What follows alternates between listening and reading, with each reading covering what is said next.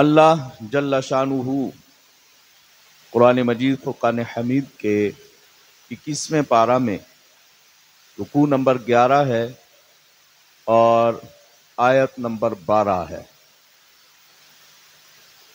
اللہ رب العزت شاہ فرماتا ہے وَلَقَدْ آتَيْنَا لُقْمَانَ الْحِکْمَةَ، اور البتہ تحقیق ہم نے لقمان کو حکمت عطا فرمائی، دانائی عطا فرمائی۔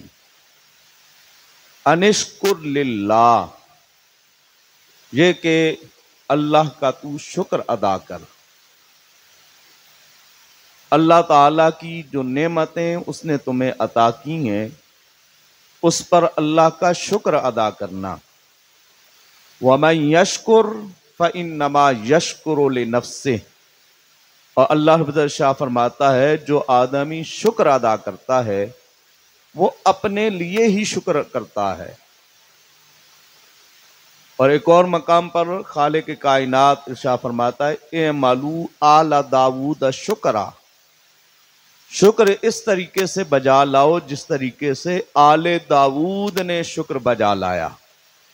وَقَلِيلٌ مِّنْ عِبَادِيَ الشُّكُورُ، تھوڑے بندے ہیں میرے جو شکر گزار ہیں۔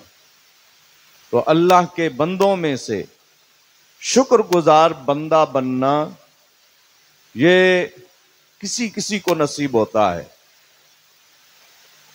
ناشکری کی سب سے بڑی وجہ وہ یہ ہوتی ہے کہ ہم اپنے سے زیادہ مالدار کو، عظمت والے کو، علم والے کو یا فن والے کو دیکھتے ہیں۔ جو ہم سے زیادہ علم رکھنے والا ہو، فن میں زیادہ ماہر ہو، جس کے پاس ہم سے زیادہ مال و دولت ہو، تو یہ چیز انسان کے دل میں حسد پیدا کرتی ہے، بغض پیدا کرتی ہے، عداوت پیدا کرتی ہے۔ اللہ رب العزت نے شکر بجا لانے کا حکم ارشاد فرمایا، اور شکر بندہ تب ہی کر سکتا ہے جب اپنے سے کم تر کو دیکھے کہ مولا تو نے مجھے آنکھیں سلامت دی، تیرے وہ بندے بھی تو ہیں جن کی آنکھیں سلامت نہیں ہیں۔ تو نے مجھے ہاتھ سلامت دیے، تیرے وہ بندے بھی تو ہیں جن کے ہاتھ سلامت نہیں ہیں۔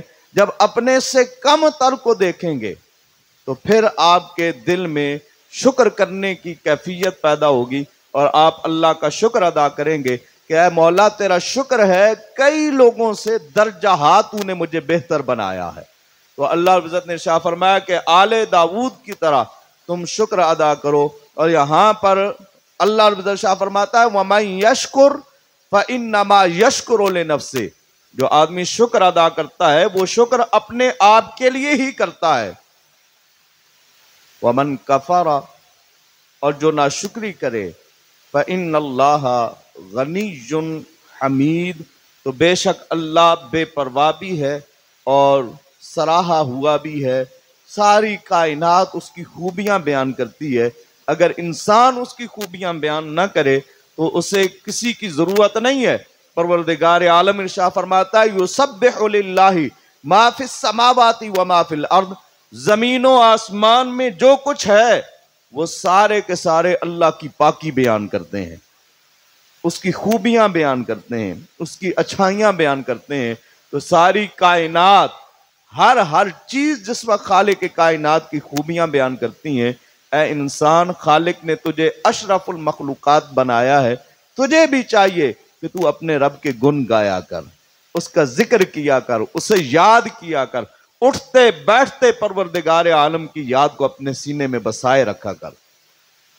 حضور بابو جی سرکار غریب نواز رحمت اللہ تعالی علیہ جس وقت اپنے شہزادگان کو خطوط لکھا کرتے تھے، ان خطوں میں آپ اکثر یہ فرمایا کرتے تھے کہ نمی گویم کے از عالم جدا باش، کہ میں تمہیں یہ نہیں کہتا کہ تم دنیا سے الگ ہو جاؤ، باہر جائے کہ باشی بخدا باش، ہاں یہ ضرور کہتا ہوں جہاں بھی رہو اللہ اللہ کرتے نظر آیا کرو۔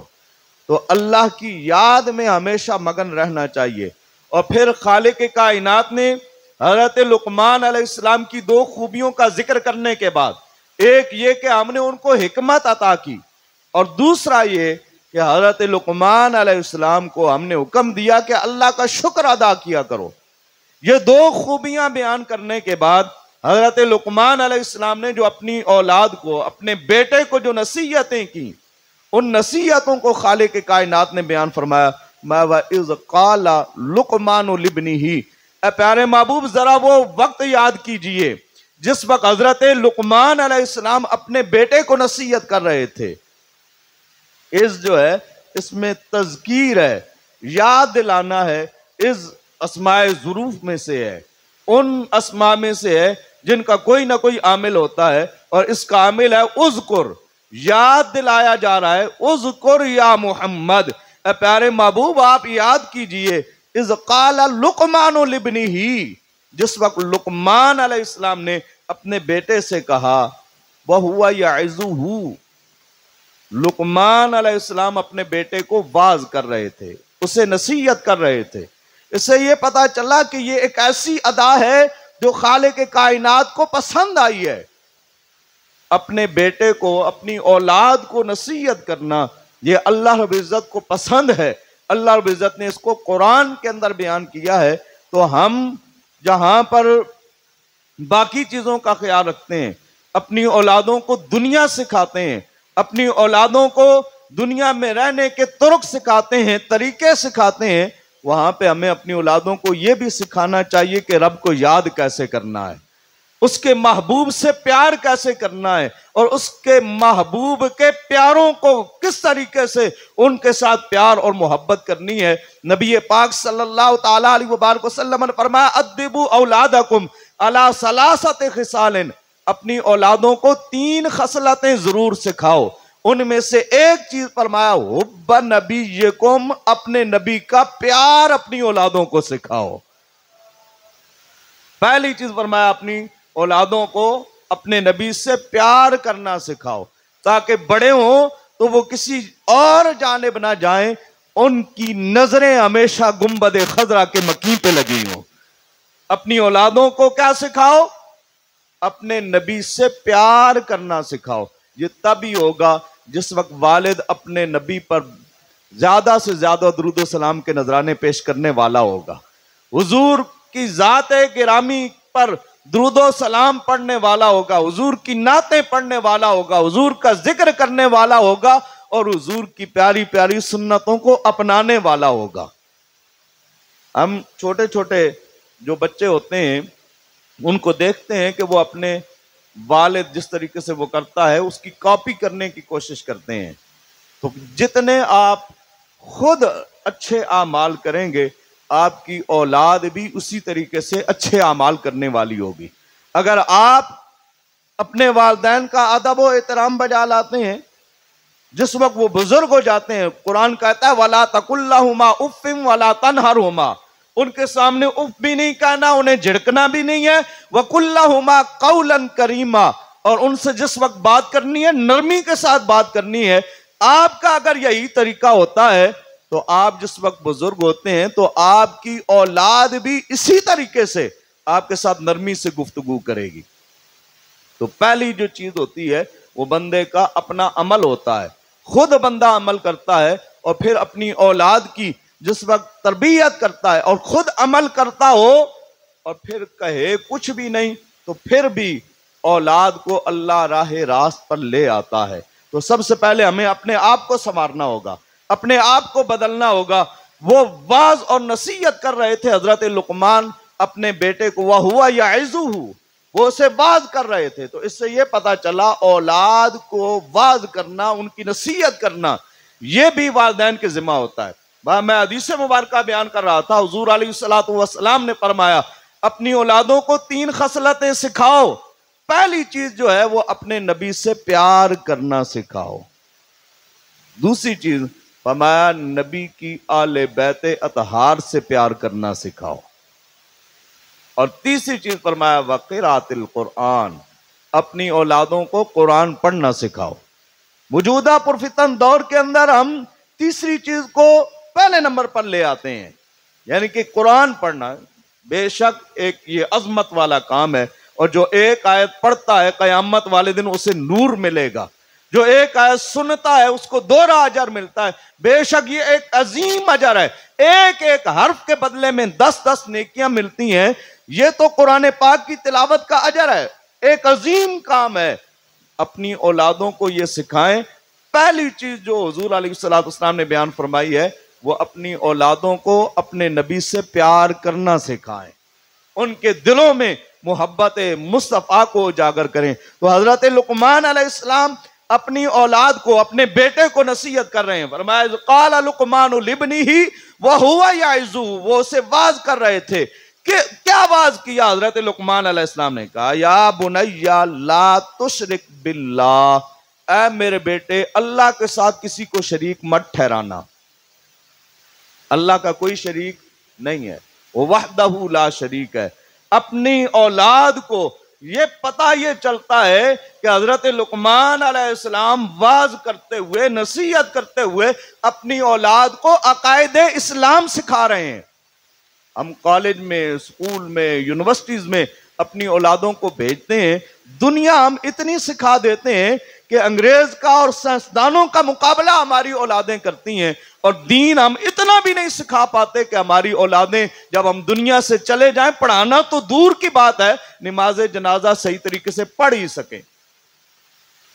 یہ ہم میں کمی پائی جاتی ہے اور اس کو دور کرنے کی ضرورت ہے۔ ہم اپنی اولادوں کو جو ضروری مسائل ہیں دین اسلام کے، کم از کم ہم اتنا تو سکھائیں جو ہمارے لیے فرض ہیں، جن کا جاننا ہمارے لیے ضروری ہے۔ تو واز کرتے ہوئے فرمایا لا تشرک باللہ، پہلی چیز کیا سکھائی؟ فرمایا اللہ وحدہ لا شریک ہے، اس کے ساتھ کسی کو شریک مت ٹھہرانا۔ ان الشرک لظلم عظیم، بڑے بڑے کائنات میں ظلم ہوں گے لیکن شرک جو ہے یہ سب سے بڑا ظلم ہے۔ اللہ تعالیٰ کے ساتھ کسی اور کو شریک ٹھہرانا یہ بہت بڑا ظلم ہے۔ وَوَصَّيْنَا الْإِنسَانَ بِوَالِدَيْهِ، اور ہم نے انسان کو وصیت کی اس کے والدین کے حوالے سے۔ کیا وصیت کی؟ ان کے ساتھ حسن سلوک سے پیش آنے کی۔ والدین کے ساتھ حسن سلوک سے پیش آنے کی اللہ رب العزت نے وصیت فرمائی۔ اور پھر خالق کائنات نے خاص طور پر ماں کا ذکر کیا، وَمَا حَمَلَتْهُ أُمُّهُ وَهْنًا عَلَى وَهْنٍ، ایک کمزوری پر دوسری کمزوری کو جھیلتے ہوئے اس کی ماں نے اسے اپنے پیٹ کے اندر اٹھایا۔ بچہ چھوٹا ہوتا ہے تو اس کی غذائیت کم ہوتی ہے، جو بچہ بڑھتا ہے تو اس کی غذائیت بڑھتی ہے۔ ایک تو اس وجہ سے ماں کے جسم میں کمزوری آتی ہے، اور دوسرا جو بچہ بڑھتا ہے اس کا وزن بڑھتا ہے۔ تو خالق کائنات نے فرمایا ایک کمزوری پر دوسری کمزوری کو برداشت کرتے ہوئے ماں نے اپنے بچے کو اپنے پیٹ میں رکھا۔ حملتہ امہ وہنا علی وہن وفصالہ فی عامین، اور ماں نے اپنی اولاد کو، اپنے بچوں کو 2 سال تک دودھ پلایا۔ یہ پہلی وہ درسگاہ ہوتی ہے کہ جس درسگاہ جیسی کائنات میں کوئی اور درسگاہ نہیں ملتی۔ بچپنے میں ماں کی گود میں جو چیزیں بچہ سیکھتا ہے وہ بعد میں کبھی نہیں سیکھ پاتا۔ تو سب سے پہلی جو درسگاہ ہوتی ہے بچے کے لیے وہ ماں کی گود ہوتی ہے۔ جس وقت اس کو ماں دودھ پلائے، اللہ کا ذکر کرتے ہوئے دودھ پلائے، نبی پاک صلی اللہ تعالی علیہ وبارک وسلم پر درود و سلام کے نذرانے پڑھتے ہوئے جس وقت دودھ پلائے گی تو بچہ بھی پھر بعد میں ایسا ہوگا کہ وہ اللہ کا ذکر کرنے والا ہوگا۔ گود ماں دی درسگاہ پہلی، اتھو زندگی دا نصب العین بندا، اتھو خواجہ فرید بن کے دکھی دلاں دے واسطے چین بندا، اور سیدہ کائنات جے ماں ہوئے ناصر پھر پتر بھی سخی حسین بندا۔ پہلی جو درسگاہ ہوتی ہے وہ ماں کی گود ہوتی ہے۔ جب دودھ پلانے والی ماں ذاکرہ ہو، اللہ کا ذکر کرنے والی ہو، تو پھر بیٹا بھی فرید الدین گنجے شکر جیسا ہوتا ہے۔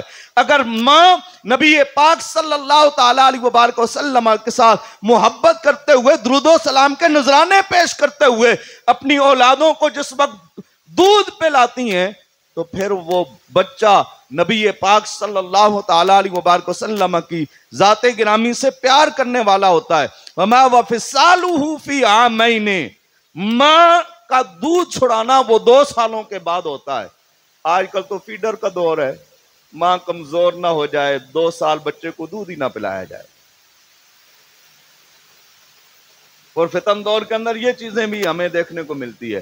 تو 2 سال جو ہے وہ ماں کا دودھ اپنے بچوں کو وہ پلائے۔ انشکر لی والدیک، اور ہم نے یہ وصیت کی کہ وہ اپنے والدین کا شکریہ ادا کرے۔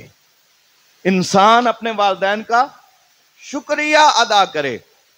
اپنے والدین کا شکریہ کس طریقے سے ادا کرے گا؟ نبی پاک صلی اللہ تعالی علیہ وبارک وسلم کی بارگاہ ناز میں ایک نوجوان نے آ کر شکایت لگائی اپنے والد کی، میرا والد سارا میرا جو مال ہوتا ہے، جو میں کمائی کرتا ہوں، میرا والد اس کو خرچ کر دیتا ہے، مجھ سے پوچھتا بھی نہیں ہے۔ نبی پاک صلی اللہ تعالی علیہ وبارک وسلم نے فرمایا جاؤ اپنے والد کو بلا کر لے آؤ۔ وہ نوجوان جاتا ہے اپنے والد کے پاس اور جا کر کہتا ہے آج میں نے تمہاری شکایت رسول اللہ کو لگائی ہے، میرا سارا مال تم خرچ کر دیتے ہو، ابھی پتا چلے گا تم میرا مال کیسے خرچ کرتے ہو۔ جس وقت اس نے اپنے والد کو جا کر یہ کہا، والد دل میں یہ باتیں کہنے لگتا ہے، اے میرے بیٹے تو دنیا میں نہیں آیا تھا، تیری دنیا میں آنے کی فکریں ہمیں لگ گئیں۔ صحیح سلامت آئے گا کہ نہیں آئے گا؟ ہوتی ہے نا والدین کو فکر، تیرے دنیا میں آنے کی فکریں ہمیں لگ گئیں۔ جس وقت تو دنیا میں آیا تیرے رونے پر ہم روتے تھے، تو مسکراتا تھا ہم مسکراتے تھے۔ اے میرے بیٹے تجھے چلنا نہیں آتا تھا، انگلی پکڑ کے چلنا تجھے ہم نے سکھایا، تجھے کھانے پینے کے طریقے نہیں آتے تھے، کھانے پینے کا طریقہ تجھے ہم نے سکھایا۔ آج تو بڑا ہو گیا، تجھے لباس ہم نے دیے، بڑا ہم نے کیا، پالا پوسا، اب تو بڑا ہو کے ہماری شکایتیں رسول اللہ کو لگاتا ہے۔ اللہ رب العزت نے جس وقت اس بزرگ کی یہ باتیں سنی، وہ دل ہی دل میں جو باتیں کر رہا تھا، اللہ نے جبریل امین کو بھیجا، کہا جبریل جاؤ میرے محبوب کو جا کر کہو کوئی فیصلہ کرنے سے پہلے اس بزرگ کی وہ گفتگو سن لینا جو اس نے راستے میں آتے ہوئے کی تھی۔ اب جس وقت وہ حضور علیہ السلام کی بارگاہ ناز میں حاضر ہوتا ہے، آقا علیہ السلام فرماتے ہیں اے بزرگ یہ تو بتانا راستے میں آتے ہوئے کیا کہتا رہا ہے؟ وہ عرض کرنے لگا یا رسول اللہ جو باتیں میں نے کی ہیں دل میں کی ہیں، میرے کانوں کو بھی علم نہیں ہے، میرے کانوں کو بھی ان کا علم نہیں ہوا، آپ کو یہ کس نے بتایا؟ جبریل امین نے نبی پاک صلی اللہ تعالی علیہ وبارک وسلم تک وہ خبر پہنچائی۔ اب نبی پاک صلی اللہ تعالی علیہ وبارک وسلم کے سامنے جس وقت اس بزرگ صحابی رسول نے حضور علیہ السلام کے سامنے وہ باتیں بیان کرنا شروع کی، یا رسول اللہ میں یہ کہہ رہا تھا اے میرے بیٹے تو دنیا میں نہیں آیا تھا، تیرے دنیا میں آنے کی فکریں ہمیں لگ گئیں، تیرے رونے پر ہم روتے تھے، تیرے مسکرانے پر ہم مسکراتے تھے، تجھے ذرا سی تکلیف ہوتی تھی ہم بے قرار ہو جاتے تھے، تجھے کھانے پینے کا طریقہ نہیں آتا تھا وہ ہم نے تجھے سکھایا، تیرے پاس اوڑھنے کے لیے کچھ نہیں تھا تجھے کپڑے ہم نے دیے، تجھے چلنا نہیں آتا تھا انگلیاں پکڑ کے تجھے چلنا ہم نے سکھایا، آج تو بڑا ہو گیا ہے اور ہماری ہی شکایتیں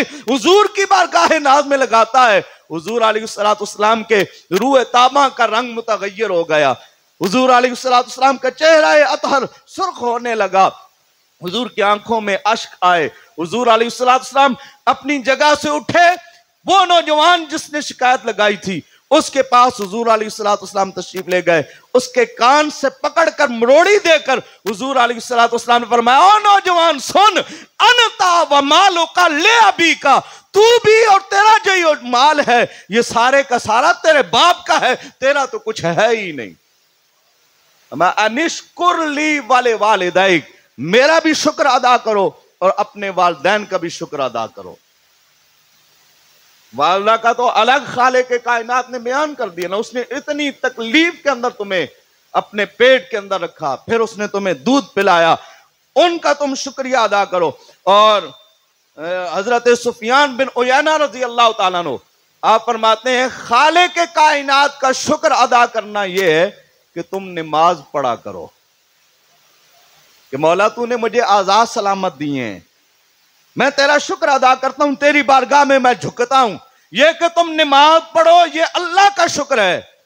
اور والدین کا شکریہ کیا ہے؟ جب نماز پڑھ چکو تو ان کے لیے دعائے رحمت کیا کرو، وَقُلْ رَبِّ ارْحَمْهُمَا كَمَا رَبَّيَانِی صَغِیرًا۔ اور قرآن نے ایک اور مقام پر ہمیں وہ دعا کرنے کا طریقہ سکھایا کہ دعا یوں کیا کرو، کہہ دو کہ مولا جس طریقے سے انہوں نے بچپن میں میرے اوپر رحم کیا ہے تو ان کے اوپر رحم فرما، انشکر لی ولوالدیک، میرا بھی شکر ادا کرو اور والدین کا بھی شکر ادا کرو، الی المصیر، اور آخر تم نے پلٹ کے میری جانب ہی آنا ہے۔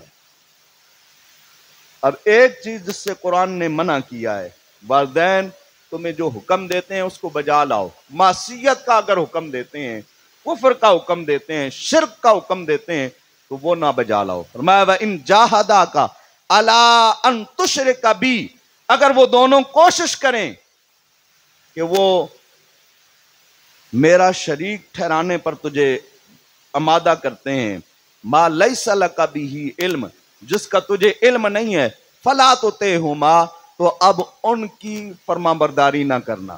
کہاں والدین کی فرما برداری نہیں کرنی؟ اگر وہ اللہ تعالیٰ کی ذات کے ساتھ کسی اور کو شریک ٹھہرانے کا حکم دیتے ہیں تو فرمایا اب ان کی فرما برداری نہیں کرنی۔ وَصَاحِبْهُمَا فِي الدُّنْيَا مَعْرُوفًا، اور فرمایا دنیا میں جب تک تو ان کے ساتھ رہے نا، اچھائی کے ساتھ ہی رہنا، کبھی اونچی آواز ان کے سامنے نہ کرنا، کبھی ان کو برا بھلا مت کہنا، کبھی ان کو ڈانٹنا نہیں، فرمایا جب تک ان کے ساتھ رہنا، دنیا کے اندر تو اچھائی کے ساتھ رہنا۔ وَاتَّبِعْ سَبِیلَ مَنْ أَنَابَ إِلَیَّ، اور فرمایا اس راستے پر چلنا جو تجھے میری بارگاہ تک لے کر آئے، اس راستے پر چلنا جو تجھے میری بارگاہ کی طرف لے کر آئے، میری طرف رجوع کرتے رہنا۔ ثُمَّ إِلَيَّ مَرْجِعُكُمْ، پھر تم سب نے میری ہی جانب لوٹ کر آنا ہے۔ فَأُنَبِّئُكُمْ بِمَا كُنْتُمْ تَعْمَلُونَ، اور جو تم دنیا میں کرتے رہے ہو ان سب کی خبر میں تمہیں دوں گا۔ اور فرمایا یا بنی ان تک مثقال حبۃ من خردل فتکن فی صخرۃ او فی السماوات او فی الارض یأت بها اللہ۔ اور فرمایا اے میرے بیٹے، اگر تیرے دل میں رائی کے دانے کے برابر بھی اگر کوئی برائی ہو، پھر وہ پتھر کی چٹان میں ہو یا آسمانوں میں ہو یا زمین میں ہو، کہیں بھی ہو، یا تبہ اللہ، اللہ اسے لے کر آئے گا، یعنی تیرے سامنے ظاہر فرما دے گا۔ ان اللہ لطیف خبیر، بے شک اللہ ہر باریکی کا جاننے والا اور خبر رکھنے والا ہے۔ تو جو تم برائی کرو گے میں اللہ تعالیٰ اس کا علم رکھنے والا ہے۔ اب حضرت لقمان علیہ السلام نے جو اپنے بیٹے کو جو نصیحت کی، ان میں سے ایک نصیحت فرمایا یا بنی اقم الصلاۃ، اے میرے بیٹے نماز قائم رکھنا۔ ہم خود نہیں پڑھتے، اولادوں کو کہاں کہیں گے؟ ہمارا خود نامہ اعمال ایسا ہے کہ ہمیں نماز پڑھنا نصیب نہیں ہوتی، رب کی بارگاہ میں حاضر ہونا ہمیں نصیب نہیں ہوتا، اولادوں کو کب ہم حکم دیں گے؟ فرمایا یا بنی اقم الصلاۃ۔ یہ وہ امور ہیں، یہ وہ باتیں ہیں جو حضرت لقمان علیہ السلام کی خالق کائنات کو اتنی پسند آئیں کہ قرآن کا حصہ بنایا، اور فرمایا یا بنی اقم الصلاۃ، اے میرے بیٹے نماز قائم رکھنا، نماز ادا کرنا، وَأْمُرْ بِالْمَعْرُوفِ، اور نیکی کا حکم دیتے رہنا۔ اور جس وقت امت محمدیہ کی باری آئی فرمایا کنتم خیر امت اخرجت للناس تأمرون بالمعروف، تم بہترین امت ہو، لوگوں میں سے تمہیں چنا گیا۔ کس لیے مولا چن رہا ہے؟ فرمایا اس وجہ سے کہ تم نیکی کا حکم دیتے ہو۔ کیا ہم اس امت میں شامل ہیں، اس گروہ میں شامل ہیں؟ کبھی ہم نے نیکی کا حکم دیا کسی کو؟ ہم تو ہمیشہ برائی کی طرف لے کر جاتے ہیں۔